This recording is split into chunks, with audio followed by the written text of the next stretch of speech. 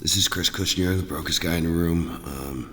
It's a pretty special episode. I'm in Bali, Indonesia. I'm out here. I originally came here for a vacation, a party vacation, which is ironic because if you know me, Bali's always been on my radar as a place to go for spiritual healing. Partying was about the last thing. The opportunity presented itself by way of a party. I guess the conduit was that. When I got here, I was fortunate enough to find the magic that I'd been looking for so desperately. I remember saying to my wife before I left that I felt I'd lost my power and that I needed to get it back. Many of you know that I live with Crohn's disease and that the way that I have come to manage this disease is through a very disciplined regimen of meditation, nutrition, and fitness. Essentially, wellness, total wellness. I refer to my disease as the greatest blessing I've ever been given because it removed from me the ability to make bad choices, which I was very prone to making. I have an exceptionally addictive personality that can be focused on things which it was. They can be very destructive, like drugs, alcohol, sex, for a large part of my life. Obsessive chasing of these highs. When Crohn's finally presented itself to be so severe, these choices, the consequences of them rather, became more than I could handle. And that finally caused me to seek change and to implement change, real change in my life. It caused me to start getting brutally honest with the choices I was making, the effect that they were having on me, and therein line the choices that I would come to make. So fast forward to Bali. I think it was day 4, maybe. Not sure, day 4 of 6. And I said to the group I was with that I was going to skip the party today because I hadn't worked out in a few days, and I knew that if I didn't work out, Crohn's was going to start flaring, my system was going to start slowing, and the rest of my trip was going to be dictated by these choices. So I made the choice to seek out a gym. At first, I came looking for a place called Bali MMA. Where a good friend of mine back home comes here so often to train. And so I went and I checked the place out, and once I got there I realized I was kind of unprepared. Didn't really have any gear. A class had just started, but I at least got to see the place. Then I went over and I found a place called Soham Wellness Center, and or Soham Gym. I'm not sure the following, but I come to lovingly just call it Soham. And I get there, and I get through a nice workout, and I'm feeling really good. And they got a pool outside, a little cafe, and so I decided I'm gonna go for a swim. It's a beautiful pool. There's beautiful people everywhere, and it's just, well, damn it if it's just not lovely. Absolutely lovely.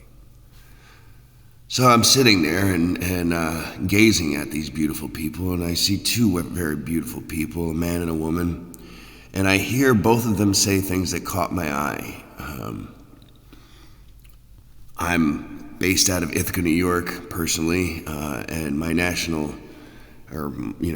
what I am, my makeup is Polish, Ukrainian, and Dominican. So as I'm listening, I hear the woman say that she's from New York, and the man say that he's Polish and a former professional and semi-professional soccer player, football player. Correct myself. To this, I'm fascinated, and if you know me, I can't keep my mouth shut to save my life. So, of course, I chime in. And from my view where I'm sitting, you look up and you can see, the second floor. And I'm looking at this second floor, and I'm saying, or rather a third floor, I think. It doesn't matter. I'm looking at this, and I say to them, what are you guys doing up there? And they said, we're having yoga training. We're training to be yoga teachers. And I said, oh, wow, that's really cool. I've always wanted to try yoga.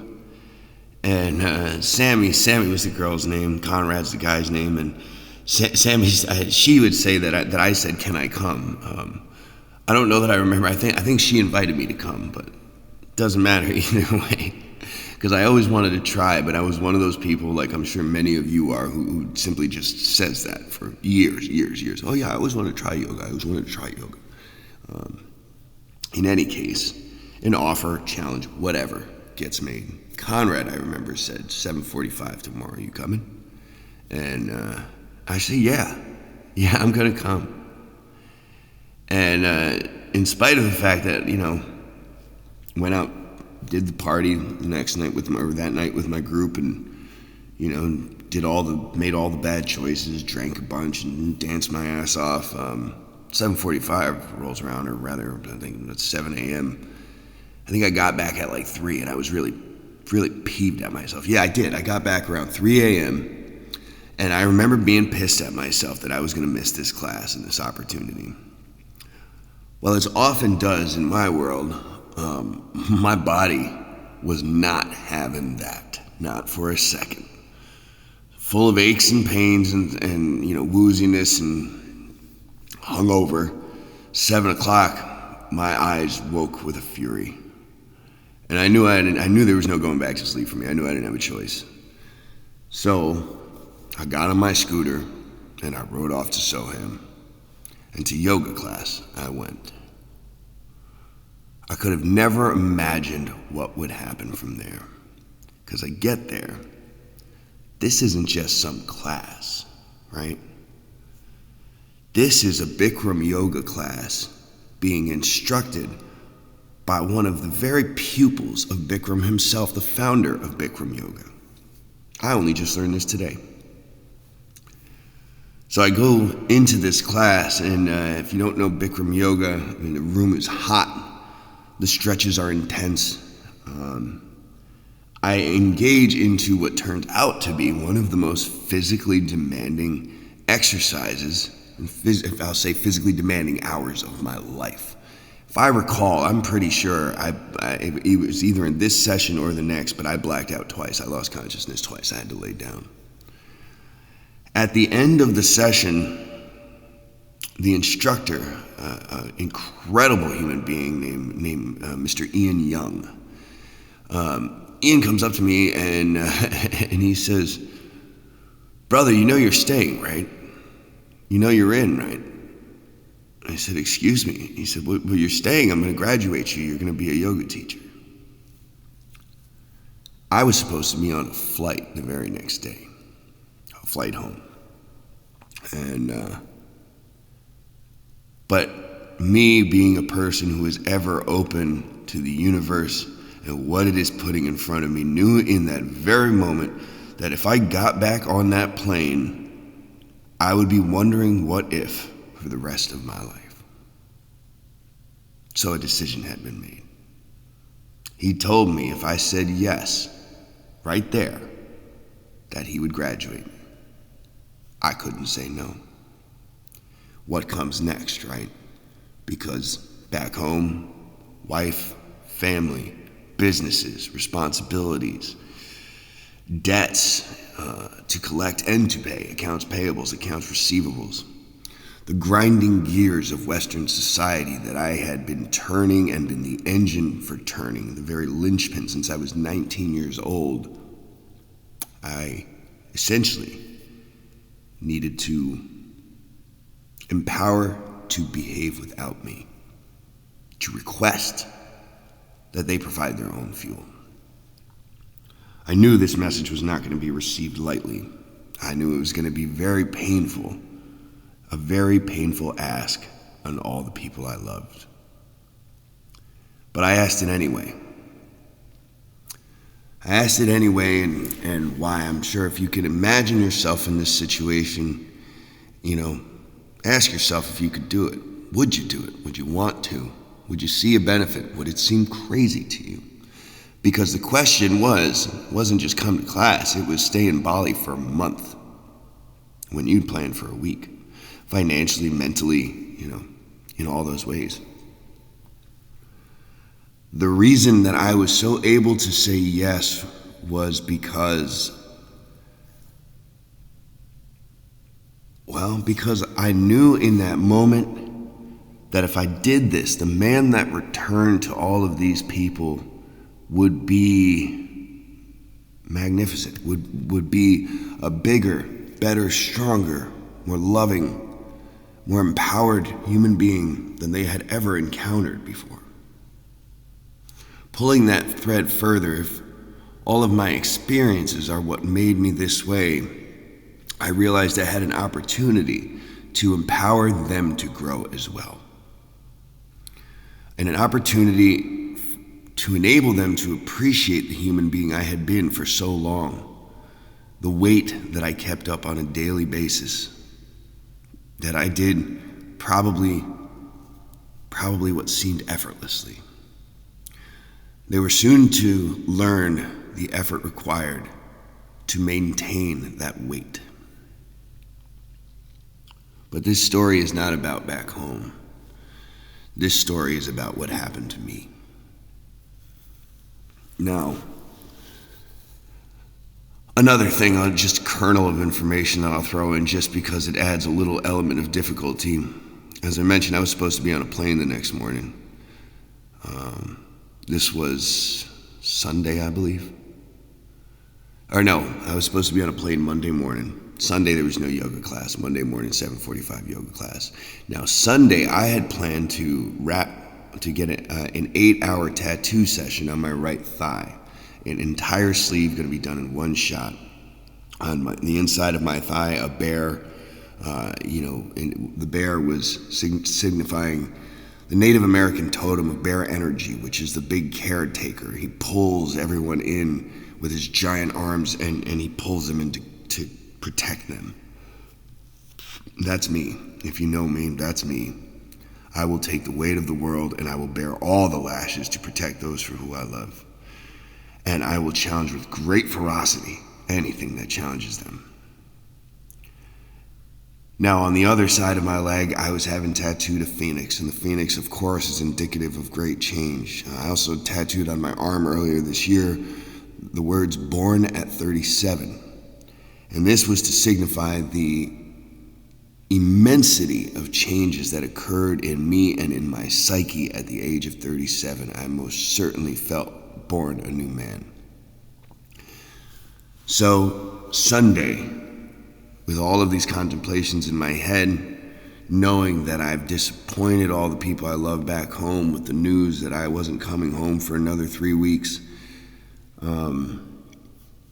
Sunday I went and I got that tattoo.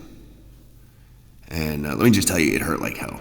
If you ever get tattooed by your butt, holy cow, because this finished right up on the innards of my thigh. And, the pain's enough to make you jump off the table. And I haven't often found tattoos to be very painful at all. If you ask anybody who's experienced me getting a tattoo, you'll find me laughing, you'll find me sleeping. But you'll seldom find me wincing. Oh, this shit hurt. It hurt unbelievably. Just moment of honesty. Back to the story. Monday morning, roll into class, fresh tattoo. Everyone's very surprised to see me. If you can't see me, if you don't know me, I'm a pretty sizable guy. I've worked very hard. I've spent years powerlifting. I'm a formidable figure. Just say that. And so when they see me, I guess what I'm trying to convey is that I'm not your typical yogi, and I certainly don't look like a yoga candidate. And I think they saw, let's see what this guy made of. I think Ian looked at me and said, let's see what this guy made of. And what this guy is made of, excuse me. So class begins, and I was not a flexible person. When this started, I could hardly touch my toes, which is something that I think really fascinates them now. I don't think a lot of them can believe it. And if you could see what I could do now, after what really has only been a little over 1 full week of yoga school. Now, when I say yoga school, we start 7:45, we end about 6:45 or 6:30. point I'm making is class is intense. So after a full week, as we start going into this thing, I very quickly, my addict kicks in, and I got hooked pretty quickly. I got hooked in a way that I certainly didn't imagine would happen. I remember after the second class, or I guess Monday would have been the third class. I think I got in a Friday, a Saturday, Sunday was off. Monday was the third class for me, but really the first full day, the first kind of official class. And I think it was Sammy that asked me after class, what are you going to do? Are you going to teach yoga? And I said, no, I don't think so. I think, I think it's just going to be part of my skill base, as I often am. I was wrong. I was completely wrong. Because what I discovered was this was not exercise. This was literally a way of life, a philosophy, a lens through which to see the world and experience your life, to find balance. In fact, that's what it's all about. The postures, the practice of using your inhale to propel your exhale, and your exhale to stretch you forward into a balanced position, is life. It is life. Ian says, Mr. Ian will say, it's supposed to hurt until it doesn't, and then you can stay there forever. And as eloquent as that is, it is very accurate to my experience. A weekend now, I've had the pleasure of giving my first teaching practice. The whole group did. And to toot my own horn, I would say I performed exceptionally, at least to my standard.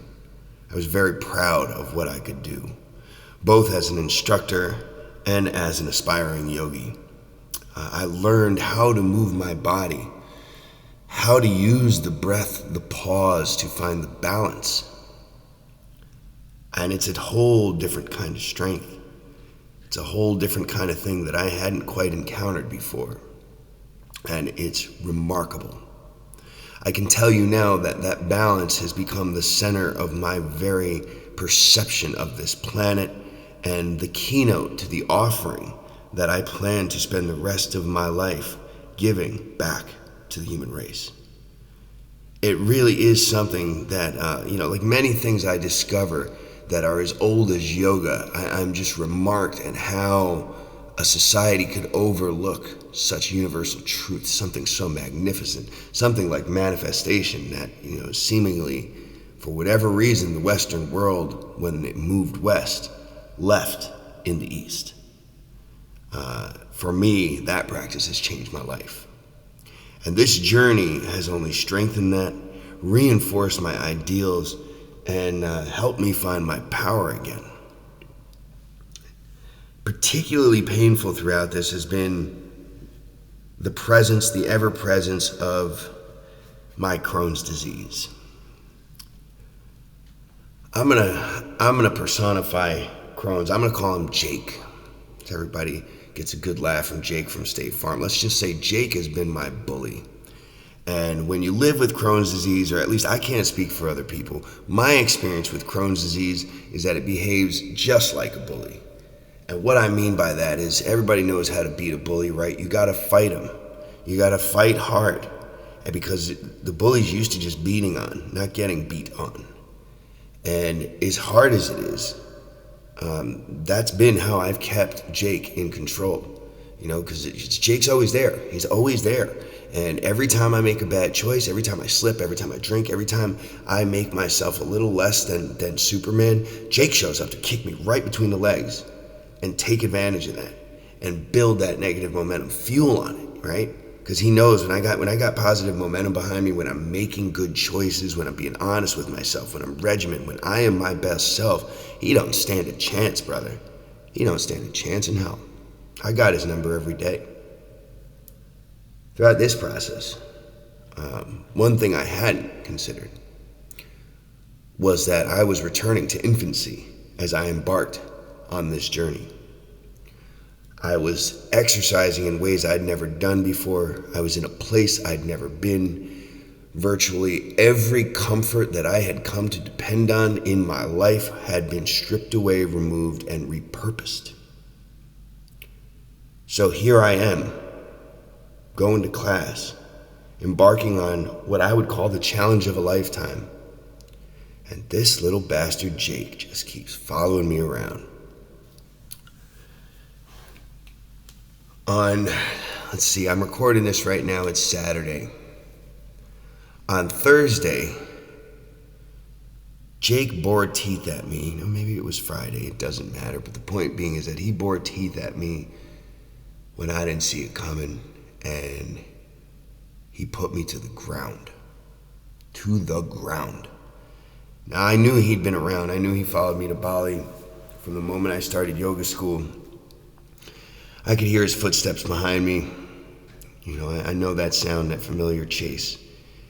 But it wasn't getting to me. And I said to myself, I'll be damned if he's going to be what stops me, if anything's going to stop me. And from the moment that I had the realization that he was there, if I'm being completely honest, I'd been battling a pitting fear that something, Jake or some other obstacle would present to be insurmountable and cost me this thing that I never knew I wanted, that I now wanted dearly. On this particular day at the break, the most intense session of the day is at 7:45 in the morning. It's the first thing we do. And I thought I was feeling all right, I thought I was feeling all right, and I got through class. I muscled through it. I mean, Jake was there. Jake came to class. He came to class with me, and I was there, and I did not like it, but I kept fighting. I just kept fighting. I said, I've fought this fight before, and I know this bastard, and I'm gonna win. And I won. On lunch break, I had to come back to the room. I don't remember what for, but I didn't know he followed me. And when the door closed behind me, the hit came, and it took me to the floor. Laying on the floor for nearly an hour, all I could think was, I gotta get back to class. At this moment, if I'm being brutally honest, it wasn't because of the education, it was because I was scared. And that room was filled with people who I knew would accept, love me, and take care of me. I needed to go back to a safe place. And so after about an hour of agony, I got up and I managed to get to class. And I thought, maybe I got this, maybe I got this. Well, I didn't have it. I didn't have it at all. Jake followed me right in that room, right in front of everybody. He beat me up and left me crying on the floor like a broken boy, like a little boy. That's how I felt. In a different country, in a room full of strangers, I felt like a beat up little boy. And you know what happened? Those strangers threw Jake out of the room, and they welcomed me. They cared for me. They gave me love, real love. That's another thing that I'm finding remarkable about yoga. People who really get it. You can't not love each other. You can't do the practice if you don't have that love. It doesn't work.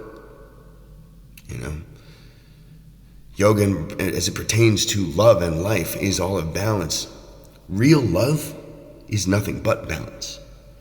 Real love has nothing to do with possession. You can't possibly love something that you must possess. And if you disagree with that, then quite frankly, I'm sorry for you, because you haven't discovered real love in your life and you don't know what it feels like, and you are simply incapable at this moment of loving someone else. I hope you'll think on that. In this moment, I encountered love.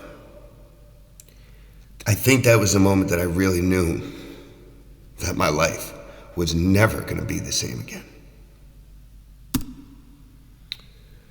In class, I hadn't had the chance to really get to know who anyone was. but sort of desperate for a remedy. Sort of everyone in class is kind of, they see me on the floor, and the kind of pain I was in is just, it's loud. I was crying, I was wincing, it was damn excruciating. And you kind of think about anytime you see a big guy take a hit like that, the assumption is, well, he's dying or something. And that was kind of the response I got. And so one after one, people are coming up to me offering, different remedies, different things, painkillers or whatever. Just tell me I should go to the clinic or, all different things that are sensible solutions to a person who is in unbearable pain. And a gentleman walks over who's from here.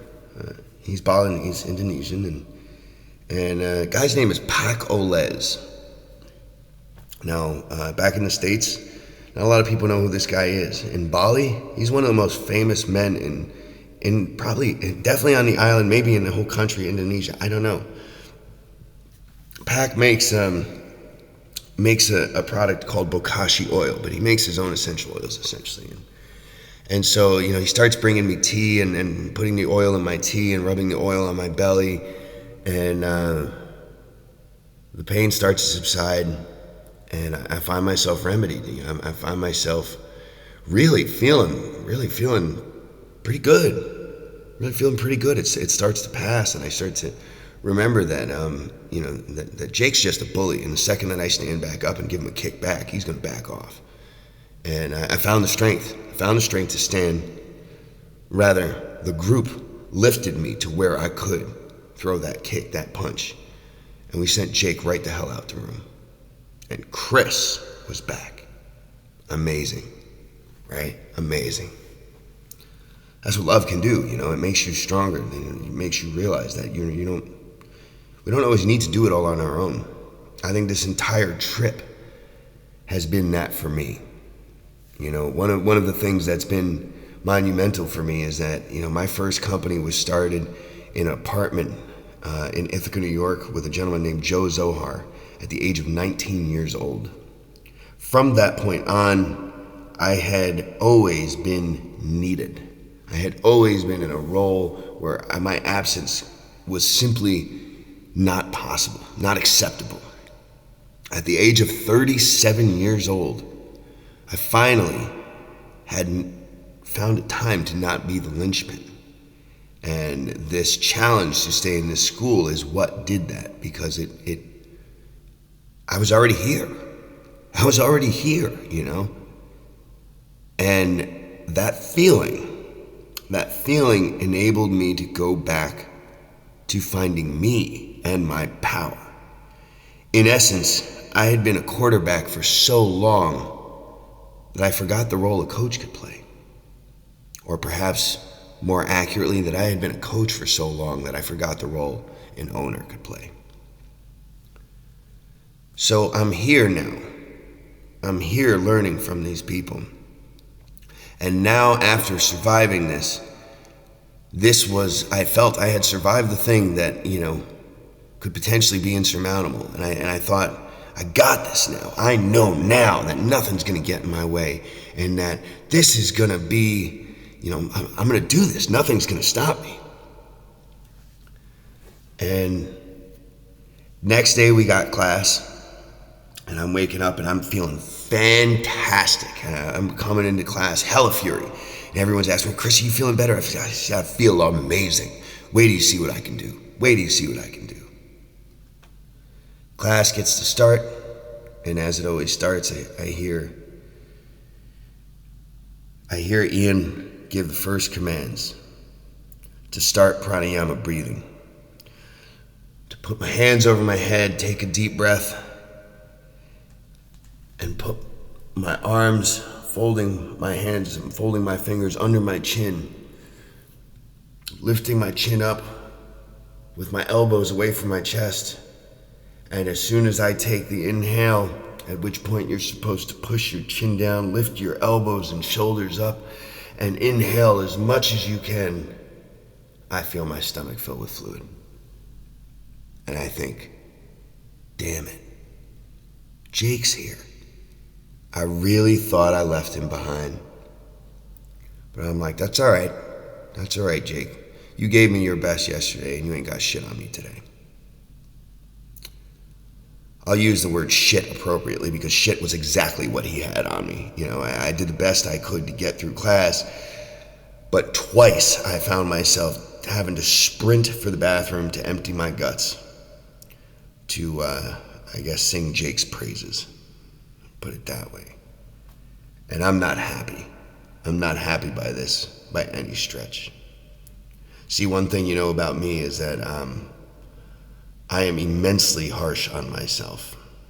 This is not something I'm proud of. This is not something I think is a productive exercise. This is ingrained in my DNA. When I don't perform, I destroy myself. I always have. And so thus begins the practice. As I'm returning, despite the fact that I would go on and finish class, the reality that I couldn't get through the entirety of it, that I had to leave the room, had tears in my eyes throughout the duration of it. The reason I said leave the room is because from day one, Mr. Ian would say the goal is to stay in the room. If you get dizzy, you get nauseous, you're to lie down on your back, turn around, and wait for it to pass. And so in my head, the whole time I'm thinking, don't leave the room, don't leave the room, don't leave the room. Well, when you're about to explode out of your anus, you leave the room, you run. Another sort of dark reality of Crohn's is that it's very common that I'm passing blood in my stool, which is disgusting and embarrassing, and downright humiliating, something you don't exactly want people to see or have to ever explain. So I got through class, but in my head, I felt I'd failed. The next day, I tell myself, enough. I think that was it. I finally got through it.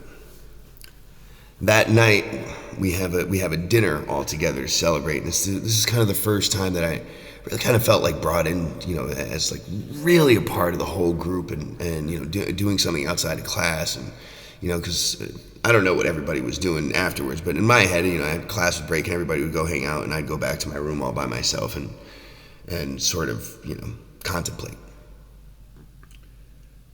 So this dinner was very special to me. Very special to me. In fact, it's giving me tears in my eyes as I'm talking about it. So we have this wonderful dinner. Everything's good. I'm feeling good, I come home that evening, come home to the hotel room, and I'm feeling fantastic. And I'm just thinking about all of these incredible things and what I want to do. And I remember that Ian had saw me doing a pose. I'm not sure that I remember. I believe it was eagle pose in class. And he said, man, I'm going to pull you up in front of class tomorrow to do that. That's amazing that you can do that, brother. And I'm excited for this opportunity. If you know me well, I don't stray from the spotlight. I love it. I feel more at home in the spotlight in front of everybody than I ever will behind them. It's just by nature of who I am. I only feel adequate. I only feel good enough when everybody can see me. Up until that point, it's everything I can do to get seen, right? So this class in particular also happens to be a 2-hour class. 2 hours straight of Bikram yoga is madness. That's actually, I won't say madness. It is the challenge of a lifetime. For me, it was the challenge of a lifetime, and it was one that I was so excited to embark on. And when I went to sleep that night, I thought, man, oh man, I'm gonna shine tomorrow. I am gonna shine so bright, and it's gonna be epic. What was epic was how I felt in the morning, or rather, how bad I felt in the morning. Jake must have been pummeling my guts all night long, because by the time I woke up, I already knew that it was going to be a challenge of a day. But I had woken that way before. I had felt that pain before. I was totally acceptable with it. Fine. So I thought. That same morning also brought a number of different things, a number of emotions. Matter of fact, I'll back up. because earlier that afternoon, something worth noting happened. In my life, I'll explain that every day. I have a daily meditation practice that is sort of formulaic, right?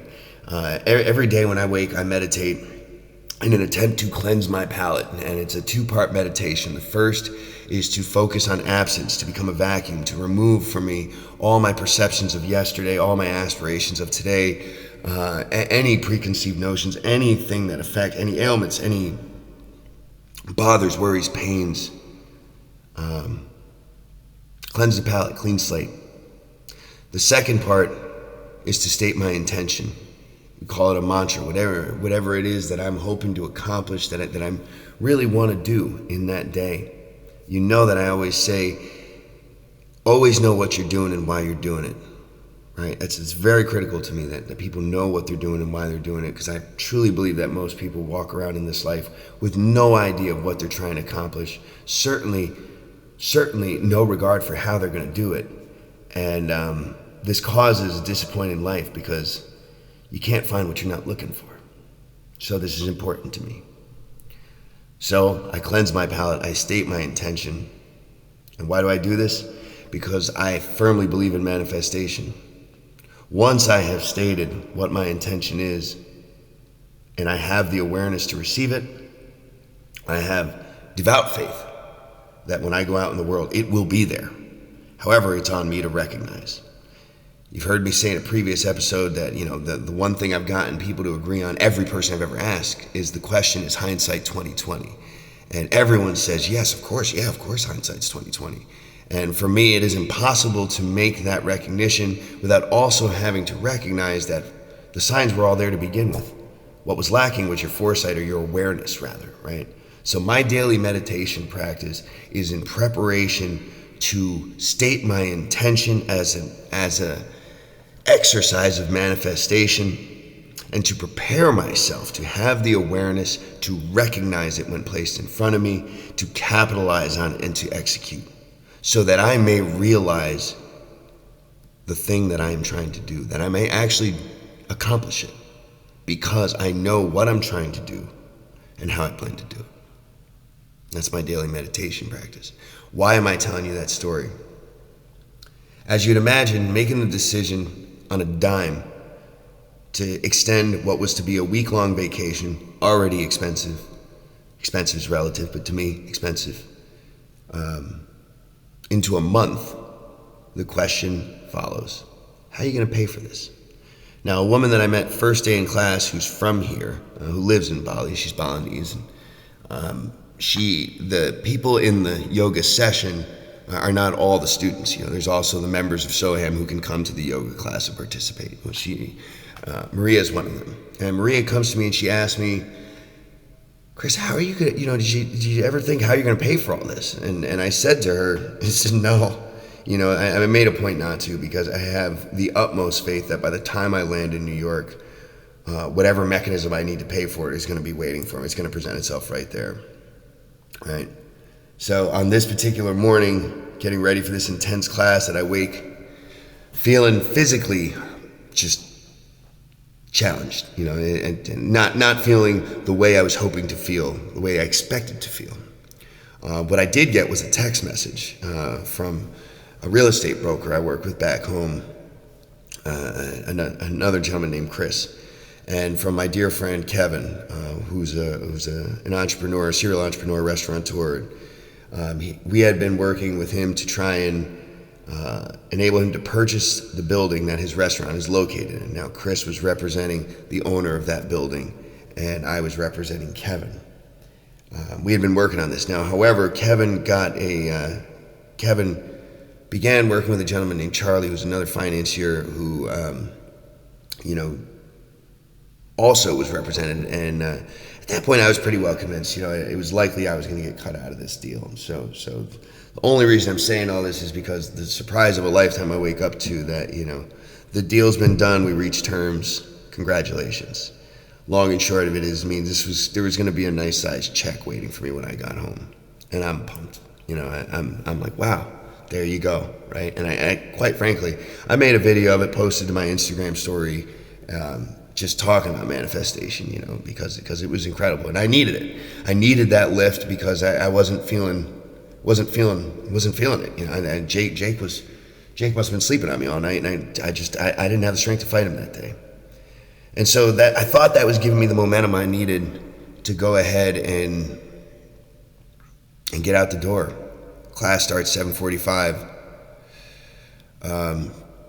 I was on the toilet up until 7:40, wincing in pain until I forced myself off, took the 5-minute walk, get to the locker room, and unfortunately, as soon as I got into the locker room, right back on the toilet. And I mean, my guts are just swollen, pressure unbelievable. I feel like I'm going to explode. Nothing's coming out. Class has started. I hear class has started, and I'm in delirium in my head. And I just keep saying to myself, all right, he's got me, but we're going. We're going. The second I can get off this toilet, we're going. And so I get out of the bathroom and I head into the studio, and to be completely honest, I couldn't even see straight. I mean, I was punch drunk and eyes half closed. I made a point not to look at anybody. I didn't want to be seen by anybody. I just wanted to stay in the room. And so I'm working through this class, and it is intense. I don't care how long you've been doing yoga. I mean, hell, there was some Russian girl in the class who was a gymnast, and it didn't matter who you were. It didn't matter who you are. This is tough, okay? I promise you that. It's tough. And anyone listening thinks not, man, just come. Just come to a class with me, and I'll show you tough. But I dare say it broke me. I will say it broke me. Jake beat my ass today. Jake whooped my ass today. And worse than the physical was the emotional damage that it did to me. I was crying in every movement. I was fighting back the tears constantly. But I made it through the class, not to the extent that I would call it success, as I found myself kneeling through a good portion of it. But I made it through the class. And at the end of it, I'm just on my back, and I'm just in a world of pain. I just can't take a deep breath. My stomach is swelled out like a pregnant lady's. And how do you perform something that is based on full inhalation and absolute exhalation to achieve balance when you cannot contract your stomach to take a normal sized breath? Challenge of a lifetime. All the while, keep in mind, I'm bearing with a fresh tattoo on my thigh as well, like throughout all these classes. Not to belabor the point, but I'm hurting. I'm hurting everywhere. I'm tired. Classes are long. I'm doing stuff I've never done before. I'm pulling my muscles in ways I've never done before. And the culmination of all these things left me feeling broken in a way I truly cannot recall. But all good things are really born of discomfort, aren't they? What do you think happens next? What happens next is we have an educational class, and Mr. Ian's telling us a story about his time with Bikram, the founder of Bikram Yoga. And I'm listening to this, and I'm at least in the room, and I'm on my back, and I'm kind of fading in and out as I'm hearing this. But it's remarkable to me because this is the first time that I get to know the story of my teacher. All I've known about this guy is that he's one of the best teachers in the world. And I could tell this by simply the students who came to seek him. There's another guy in a class whose father owns one of the largest yoga schools in all of Indonesia, and he sent his son to learn from Mr. Ian. Apparently the Kazakhstani Olympic wrestling team, and a number of I get these little kernels of his qualifications, but I certainly didn't know his history. And I mean his skill and his power speaks for itself. Just step into his class. I mean, one of the first days I see an Australian guy who's in his 50s, who's in better shape than I am, and who's been practicing yoga for 15 years, and he comes to the second class acting like he knows everything, and Ian gets him to scream out, "I can't." He's trying to do a pose. not only does he get him to say I can't, but he then shows him he can. And it was one of the most powerful moments that I have ever seen. Made me feel powerful. Made me want to be that guy. Made me want to have that moment. And as I'm listening to this, I'm feeling like I've just experienced being robbed of that moment. Because I'm starting to question if the insurmountable event that I feared, that I thought I overcame, hadn't happened yet. And so I'm listening to this story with tears in my eyes. And at the end of the story, the groups, everybody's going to the beach. Everybody's going to do something together. And I so badly want to be a part of the group. I desperately just want to go and participate. But about all I have the strength to do is go back to my room. I didn't even have money anymore. I needed to go to Western Union. Saturday's kind of last opportunity to go. Sunday, I'm sure they're all closed. I needed to do laundry. I needed to do things for myself. I didn't have the strength to do that either. And there's another woman in class who's proven to be an angel for me, Amanda Jane. If you follow on Instagram, Amanda Jane Life. And Amanda tells me, if you need anything, I'm here. I'm just chilling at home. And I tell her I'm trying to find the strength to leave the hotel. She says, "Are you in the hotel?" I said, "Yeah, I'm in the hotel." And she says, "Listen, I know a woman who's an energy healer. I believe she referred to her as a cranio energy healer. And she says, can I send her to you? Will you stay in the hotel?" I said, of course. At this point, I'm desperate. At this point, I'm absolutely desperate. And what happens next is, yet another of the many life-changing experiences that I've had here in Bali. So Amanda sends a woman named Jen to my room. Connect with Jen on WhatsApp, and she says, I'll be there about 3:15, maybe a little after. My door knocks, and in walks this lovely woman who, kind of catches me at a moment where, admittedly, I'm in tears. I'm very emotional over a number of things, but I'm very emotional. I'm feeling broken. I want to be alone, but Jake's in the room with me too. And I made a point not to ask any questions. And she asked me, she said, what did Amanda tell you about? And I said, nothing. I didn't ask. I said, consider me a blank canvas. I'm not having any need to understand what's about to happen. I want to go into it with no inhibitions or expectations.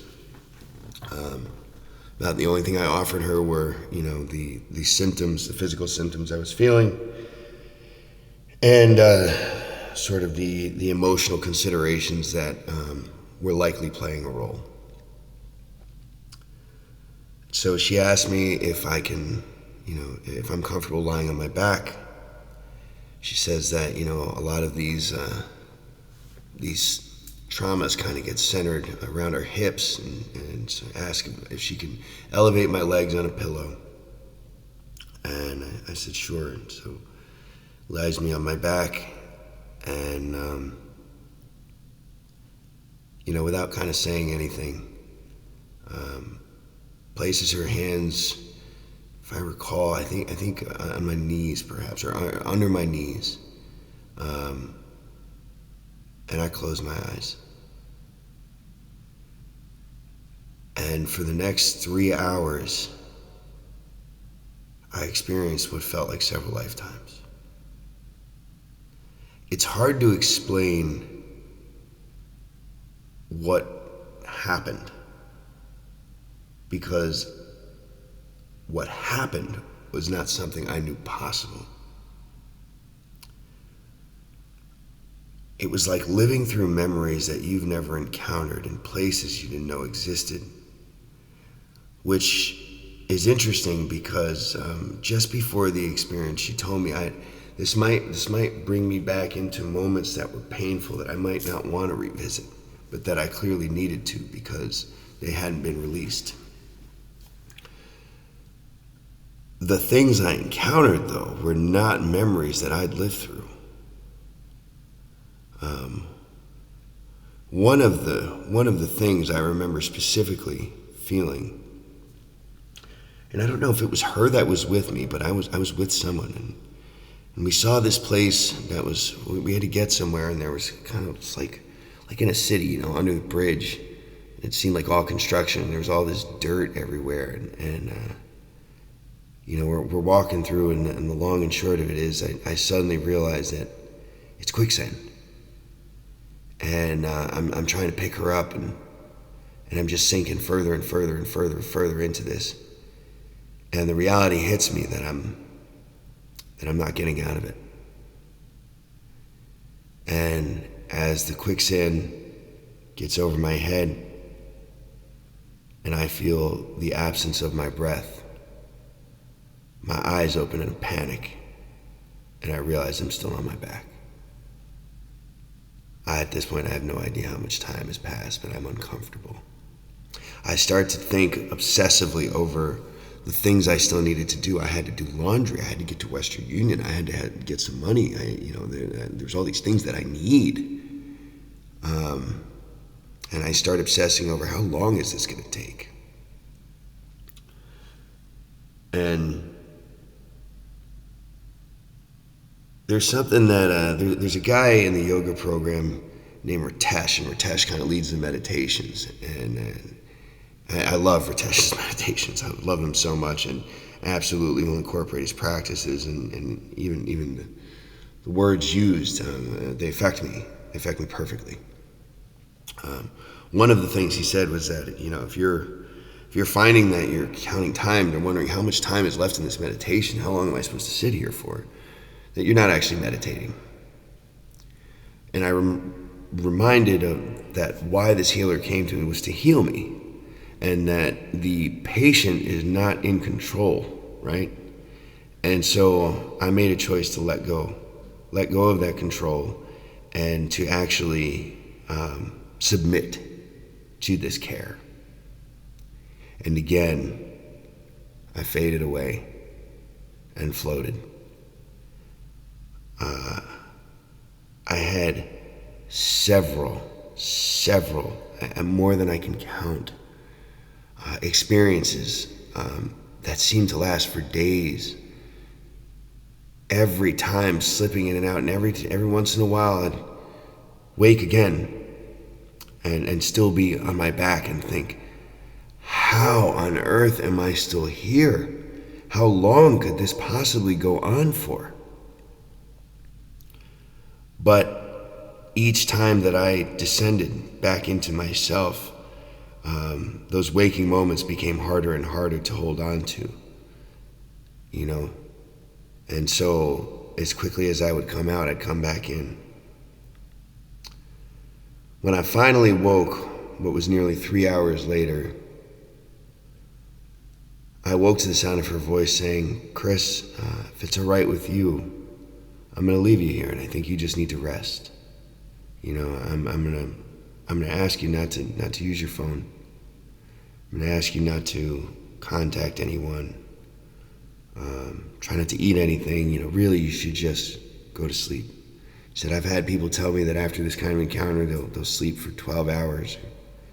And if you know me, I don't sleep much at all. Sleep maximum 6 hours a night, usually in 2.5 hours bursts. I'm always waking up every 2.5 hours to go to the bathroom. That's kind of how my I don't know if it's my disease or whatever, how my body works. So the notion of this is kind of crazy, but admittedly, my nerves feel on fire, like a mass wave of electricity, just woof, woof, woof, woof, pulsing throughout my whole body. I've never felt anything like it. And I'm just lying on my back with my knees up on this pillow, covered in a sheet, and just woof, woof, woof. And so again, I'm starting to, feel myself work up. So no, I think I got to call everybody back in New York because I only got a half hour before my wife Kara goes to work, and I got to let everybody know I'm okay. I got to do this, I got to do that, And then I stop it myself again and I start to listen and say, maybe I ought to actually do exactly what she's telling me to do. I cheated a little bit. I recorded a video to post to my story just to let everybody know that I was okay, because it would eat me alive to know that I was leaving people worried. But I didn't send any messages. I kept my phone on Do Not Disturb. And what I did next was sit down and press record for this podcast. That was 55 minutes ago. What I can tell you is that the experience is like nothing else. And I'm looking forward to the dreams that are to come this evening, and to recording more. I will record another episode or 2 or 3 before I leave Bali here, kind of following along in this experience and tracking this journey. On previous episodes, I have a co-host, Ravi Walsh, who doesn't happen to be with me here, so as you can see, he's not a part of this episode. But Ravi is the guy who taught me about tracking, meditation, intention setting, all the things that I live my life by. Ravi taught me. Ironically enough, Ravi and Mr. Ian remind me of each other tremendously. So spirit guide in both of them has found me twice, and eternal gratitude to both of them, eternal love to both of them. But I'm sure I'm going to have some incredible dreams tonight. And in closing, I guess all I can say is we often have these perceptions, and we'll say we're seeking something without being willing to commit to it. And through this journey, this challenge here continues to be that for me. It continues to be a quest of self-honesty and awareness, a push to help me let go, to ride the currents, to not only capitalize what the universe is putting in front of me, but accept it. I've commonly said you got to take everything that is thrown at you with equal grace. You got to have gratitude for all of it, because the things that seem bad are never bad, but their purpose has yet to be revealed. Earlier today, when the pain was bad and I couldn't finish class the way I wanted to, I started to get angry. I started to resent the disease that I have come to call a blessing, the greatest blessing. And I reminded myself in that moment, I made a commitment to it. In fact, when I got back to my room, I made a video on my story, Chris1, for anybody who cares to merge the social media with the podcast. I made a post on my story stating that, I'm reminding myself to be grateful for this pain because I know it's going to make me stronger. And, it led me to Amanda, to Jen, to help me have this experience. And I can tell you that right now, I do feel cleansed. I do feel healed. But I know it's not over. My nerves are still tingling. I still feel that I've not yet returned to earth. My head is not as it was. I'm not processing things the way I were. I don't feel the way I did. Not by a long stretch. I can't wait to see what dreams come this evening. But it did cause me to write a poem that I'll share with you in closing. Today I encountered the loudest silence of my life, a 3-hour lifetime, far from slumber, beyond awake. Was it real? If so, does that call to question the reality of what I've come to know as my memories? The very things that have shaped my perceptions and limited my aspirations suddenly feel like figments of a foreign imagination. I woke this morning excited for a great challenge.